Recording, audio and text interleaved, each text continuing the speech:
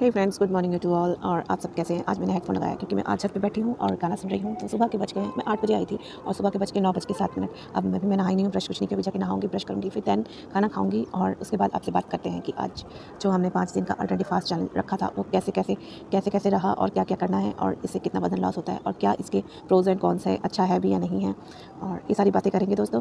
तो है good morning you to all and welcome back on my another YouTube channel. दोस्तों आप देख सकते हैं धूप कितनी खूबसूरत लग रही है और सब लोग कब निकल गया। आज संडे है तो मेरे हस्बैंड सो रहे हैं बहुत ज़्यादा क्योंकि उनकी थकान, मतलब जो हफ्ते ड्यूटी करते हैं उसकी थकान लगती है उनको, जिस वजह से बहुत ज़्यादा स्लीपिंग हो रही है उन्हें। तो मैं उनको उठाऊँगी नहीं, डिस्टर्ब नहीं करूँगी, अपनी मर्ज़ी से उठेंगे। तो उसके बाद मैं खाना बनाऊँगी और मैं खाने में क्या खाऊँगी वो आपको दिखाऊँगी। कल तो मैंने कुछ नहीं खाया और 12 बजे के बाद मैंने, हाँ, जब 12 हो गया मेरा पूरा दिन कंप्लीट हो गया था, मैंने कॉफ़ी पी थी और उसके बाद मेरा मतलब अगला दिन शुरू हो गया था। आपको पता ही है जैसे कि 12 बजे बाद अगला दिन शुरू हो जाता है, रात के 12 बजे के बाद।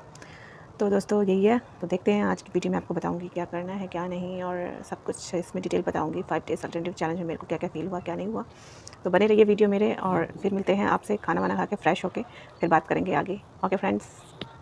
और यह एक और बात, मेरे चेहरे में बहुत सारा पिंपल्स निकल रही है। देखिए फ्रेंड्स, ये क्या हो रहा है, मेरे को क्यों ऐसा होता है मेरे को समझ नहीं आता। मेरा चेहरा भी बहुत डल है। अभी जो आपको चेहरा दिख रहा है ना मेरा, वो थोड़ा सा मैंने ना मतलब कैमरे को ना थोड़ा, वो कहते हैं ना, ब्राइटनेस थोड़ी बढ़ा दी है। इस वजह से मेरा चेहरा थोड़ा वो लग रहा था कि बहुत बुरा ना लगे। बाकी फेस तो मेरा फेस में बहुत सारे पिंपल्स हो रहे हैं, बहुत गंदा सा लगता है मुझे, पिंपल्स वगैरह हो जाते हैं। न जाने क्यों हो जाते हैं। मैं पानी भी इतना पीती हूँ, सब कुछ करती हूँ, केयर करती हूँ। अब मुझे लगता है शायद बच्चा होने के बाद बहुत सारी प्रॉब्लम शुरू हो जाती है। पहले तो बहुत ही ग्लोई मेरा स्किन रहता था ना। बाल भी देखो मेरे, क्यों इतना टेंशन लेके मैंने अपने बालों का भी क्या हाल कर दिया है, पता नहीं क्यों टेंशन लेती रहती हूँ, क्या हो गया मुझे। चलिए इसका भी इलाज करेंगे। इसको मैंने मेहंदी लाई हूँ। प्रीमेच्योर हेयर मेरे बहुत सारा हो रहा है। अगर कोई इसका सोल्यूशन है तो बताइए। क्या कहते हैं, इसका सोल्यूशन तो होता नहीं कुछ, चाहे कुछ भी लगा लो। तो मैंने एक कॉन्सिक्वेंसेस निकाला है कि मैं अब इसमें सिर्फ मेहंदी ही लगा सकती हूँ। अभी मेरी इतनी एज भी नहीं है, लेकिन क्या करें यार। मेरा तब शुरू हो गया था जब मैं कॉलेज में जाती थी, तब से मेरा प्रीमेच्योर हेयर शुरू हो गया था, लेकिन पहले इतना नहीं था। एक दो साल में मैंने उस बालों को तोड़ दिया था। उसके तोड़ने के बाद ऐसे मेरे बाल सफ़ेद होने लगे, पूछो मत। मैं कुछ नहीं कर सकती दोस्तों इसका। चलिए कोई बात नहीं, मेहंदी लगाया करेंगे और अपने केयर करेंगे। अब उसके बाद करना ही क्या है, सोच तो शादी हो गई, एक बच्चा हो गया और आई होप कि अब तो उम्र हो गई है, मतलब उम्र इन द सेंस वैसी उम्र नहीं हो गई बुढ़े वालों की, लेकिन क्या कहते हैं ना, अब शादी के बाद क्या ही अपने आप का केयर करूँ। इतना इतना मेरे को टाइम भी नहीं मिलता है, लेकिन हाँ केयर करनी चाहिए अपनी, ये बहुत इंपॉर्टेंट चीज़ है। लेकिन मैं करूँगी केयर, कभी कोई टाइम नहीं रहता। आज टाइम है, सोची अगले संडे को मैं मेहंदी लगाऊंगी तो मेरे बाल सही हो जाएंगे। और कहते हैं मेहंदी लगाने से बाल बहुत अच्छे होते हैं, घने होते हैं। मेरे बाल भी बहुत टूट रहे हैं, मैं दिखाती, मैं पकड़ती ना, मेरे बाल आते हैं हाथ में, ये देखिए दिख रहा है कि नहीं, ये देखिए अभी मैं और टूटते हैं, पता नहीं क्यों टूटते हैं। मैं बांधती भी नहीं हूँ इतना बाल अपना कि टाइट नहीं बांधती, कहते टाइट बाल बांधने से ना बाल बहुत टूटते हैं। ये देखिए इसमें तो नहीं निकला, इस साइड बहुत निकलते हैं मेरे बाल। अब तो कम हो गए, कल तो बहुत गिरे थे, मैंने कंघी किया, मेरे बाल भी बहुत कम हो गए दोस्तों। पता नहीं कि पहले मेरे बाल बहुत घने थे, इतने अच्छे लगते थे, पूछो मत।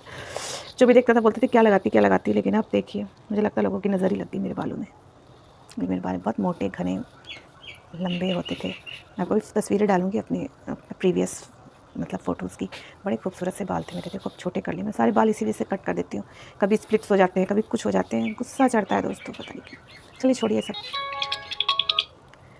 तो यस, मैंने अलार्म लगाया था और अलार्म बज गया दोस्तों। चले चलते हैं घर में और फिर बात करेंगे इसकी, तब तक बने रहिए वीडियो में। तो है फ्रेंड्स, मैं आ गई हूँ छत पे, थोड़ा धूप ले रही हूँ, थोड़ा नीचे बढ़ जाती है, रोशनी ज़्यादा आ रही है क्योंकि यहाँ धूप बहुत ज़्यादा लग रही है। थोड़ी सी ठंड बढ़ गई है तो पता नहीं मेरे नोज़ पे क्या हो गया। हाँ, तो मैं इसे प्रॉज एंड कॉन्स बताने आई थी क्योंकि नीचे तो मेरे हस्बैंड ना सीरीज़ देख रहे हैं, जो भोपाल गैस लीक हुआ था वो मूवी है, सीरीज़ नेटफ्लिक्स में देख रहे हैं। तो वहाँ पे मैं बोल रही थी बंद करने में, काफ़ी देर हो जाती है उनको बंद करते, उनको डिस्टर्ब हो जाता। तो मैंने कहा लेट देम वॉच, और मैं अपना ऊपर पता नहीं क्या गिर गया मेरे चेहरे पे। तो मैं यहाँ पे आके इसलिए सोचा छत पे आके आराम से धूप भी लूँगी और इसके बारे में प्रॉज एंड कॉन्स के बारे में बताऊँगी। तो हाँ फ्रेंड्स, मेरा तो ये कहना है कि आप एक दिन खाना खाओगे, दूसरे दिन नहीं खाओगे, आपको देखो एक तो डकार आएगी सुबह उठते ही। आप खाना नहीं खाओगे 9 बजे से, तो पहले तो मुझे डकार आती थी, तो पानी पीती थी और उसके बाद वो डकार फिर भी आती रहती थी क्योंकि हमने कुछ खाया नहीं है तो पूरा खाली रहता है। यहाँ पे कुछ लोग हैं तो लेट देम अवॉइड। तो फिर वही, तो डकार आएगी और जब भी भूख बार बार लगेगी, लेकिन आपको अवॉइड करना, आपने खाना नहीं खाना, आपने पानी पीते रहना। जब आप पानी पियोगे तो भूख का, जो आपको भूख लगती है उसका लेवल थोड़ा कम हो जाएगा। तो फिर यही है। और उसके बाद डकार आती है। हाँ, और अब अगले दिन जब मतलब फ्रेश होने जाओगे, एक तरह से टॉयलेट जाओगे, तो उसमें आपका क्या है ना, थोड़ा कॉन्स्टिपेशन सा लगेगा। अगर आप पानी नहीं पीते तो पानी पियोगे तब भी कॉन्स्टिपेशन लगेगा। एक ही बार लगेगा, फर्स्ट दिन जिस दिन आप पूरा दिन भूखा रहेंगे, अगले दिन बाथरूम टट जाएंगे क्योंकि हमने कुछ खाया नहीं रहता है, ठीक है। उसके बाद अगर हम खा के जो तीसरे दिन जाएंगे, जैसे फर्स्ट दिन मैंने खाया, सेकंड दिन मैं फास्ट रही, थर्ड दिन मैंने खाया, फिर मुझे जो बाथरूम आया तो कॉन्स्टिपेशन होने की भी शिकायत होती है। इसीलिए मैं कह रही थी पानी पीते रहना, क्योंकि आप पानी पीते रहोगे तो आपका पेट में जितनी भी गंदगी होगी जो रह जाते हैं हमारे पेट के अंदर, वही चीज़ मतलब कॉन्स्टिपेशन क्रिएट करती है। जिसके कारण आपको पानी पीने को मैंने बोला था। खाना नहीं खाएंगे तब चलेगा, लेकिन पानी ज़रूर पीना है, और पानी से हमारे शरीर में जितना भी गंदगी है वो सब फ्लश आउट होती रहेगी। तो मेरे को हुआ थोड़ा सा, लेकिन इतना नहीं हुआ, फिर उसके बाद मेरा ओके हो गया था। तो मैं ये चीज़ कॉन्सिक्वेंसेस बता रही हूँ। तो इस चीज़ का ध्यान रखना कि जिस दिन आप फास्टिंग रख रहे हो, पानी आपको हर घंटे पीना है। चाहे 2 गिलास पी लो, चाहे 1 गिलास पी लो, आपको 1 लीटर 2 लीटर पानी पीना ही पीना है। 2 लीटर से भी ज़्यादा पी सकते हो आप, ताकि आपका गंदगी फ्लश आउट होता रहे और भूख की भी आपको इतनी तलब ना हो। तो ये चीज़ था। और हाँ, इससे वेट लॉस होता है बहुत ज़्यादा। और इंटरमीडिएट फास्टिंग में क्या होता है, आपको जैसे इंटरमीडिएट फास्टिंग ये में होता है कि आप एक बार सुबह खा लेंगे, आपको 3 टाइम खाना होता है। लाइक अगर आपने 7 बजे खाना खा लिया, ठीक है, 7 बजे खाना खा लिया, देन आपको कुछ नहीं खाना है कम से कम 12 बजे तक, ठीक है। 12 बजे तक खाना खा लेना आपने, फिर सेकंड खाना, और थर्ड खाना आपने 9 बजे से पहले खा लेना है।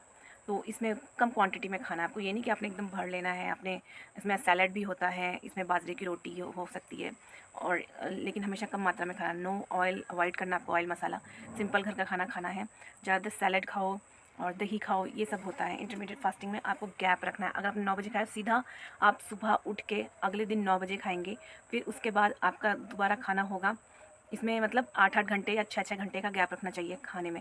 तो ये है इंटरमीडिएट फास्टिंग। और जो मैं फास्टिंग रखी वो एक दिन पूरी भूखी रही और एक दिन खाया, तो दोनों इक्वल ही समझ लो इसको एक तरह से।